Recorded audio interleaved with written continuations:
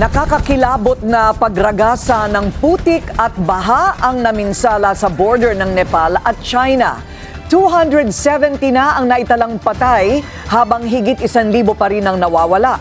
Ang detalye sa agenda report ni Joel Caballero. Matinding flash flood ang tumama sa border ng China at Nepal nitong Miyerkules.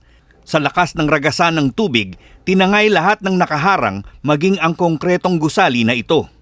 Nagtakbuhan ang mga tao pero may mga hindi pinalad at inabutan pa rin ng hampas ng dilubyo.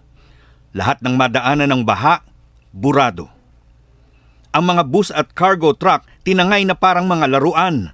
Maraming sumubok na makaiwas sa flash flood, ngunit sa laki ng agos, walang lugar na ligtas. Sa isang iglap, nawala ang lahat.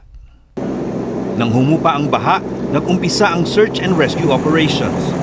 Hinala ng mga eksperto, isang malaking parte ng glacier ang gumuho at bumagsak sa ilog na nagdulot ng flash flood. Ang glacier ay gabundok na yelo na nabuo sa mahabang panahon. Sa paunang ulat, mahigit 160 ang nasawi pero inaasahan pa itong tumaas. Higit 1,000 naman ang nawawala. Kabilang dito ang halos 3 dosenang turista galing Australia. At this point, Nepal, is a developing country.